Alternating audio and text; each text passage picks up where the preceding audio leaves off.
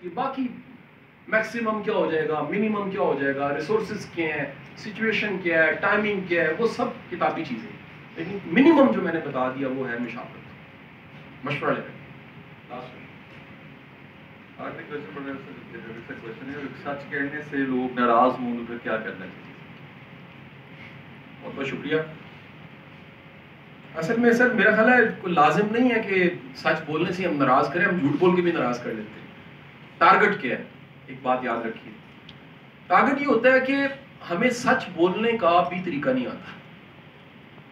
یہ جو کمیونیکیشن ہے نا سر، یہ کمال کی چیز ہے. آج کی دنیا میں جو ساری میڈیکل سائنس ہے اس میں سب سے مشکل کام کیا ہے سر، آپ کو پتا ہے؟ ڈاکٹر صاحب کو شیئر کرنا چاہیے. میڈیکل کے پروفیشن میں دنیا کا سب سے مشکل ترین ایک ایسا پارٹ ہے میڈیکل کے ساتھ جڑا.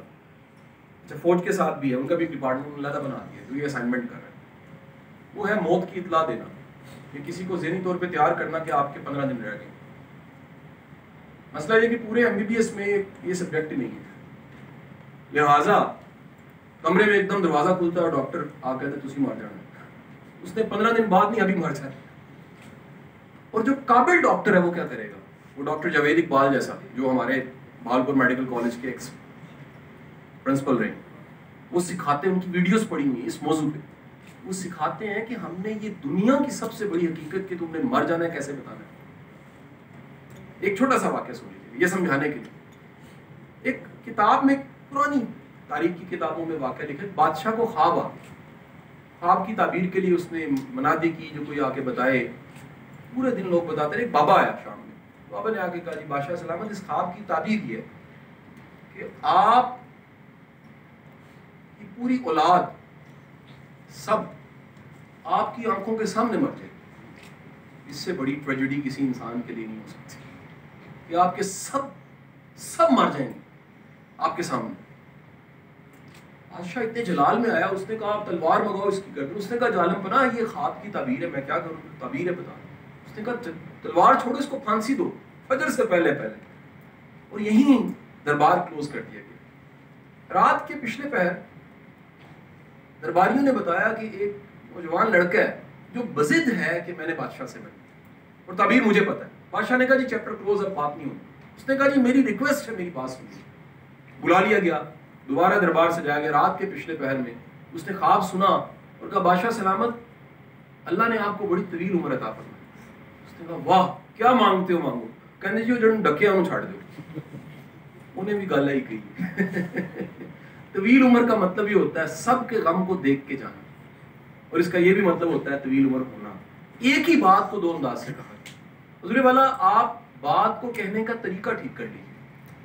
ہمیں کسی کی خامی کو انڈیکیٹ کرنا نہیں آتا، ہمیں کسی کو سمجھانا نہیں آتا. ہم طنز اور تنقید کے کلچر سے بھرے ہوئے معاشرے، جہاں ہٹ کرنا، پوسٹ خلاف لگانا، کمپین شروع ہو جانا کامن ہے، عام ہے.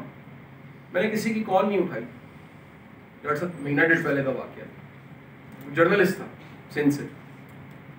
میں نے کال کی، اس نے نہیں اٹھائی. پھر اس نے کی، میں نے نہیں اٹھائی. پھر میں نے کی. یہ بھی سچا واقعہ.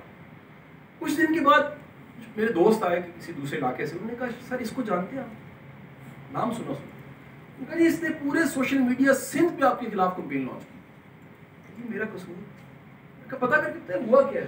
پتا کیا تو اس نے کہا جی انہوں نے میری کال نہیں اٹھائی، جبکہ میں نے 2 بار کی. میں نے کہا اس صاحب کو بلا لیجیے، میں ایسا بندہ نہیں، میرے مزاج میں یہ ہے ہی نہیں.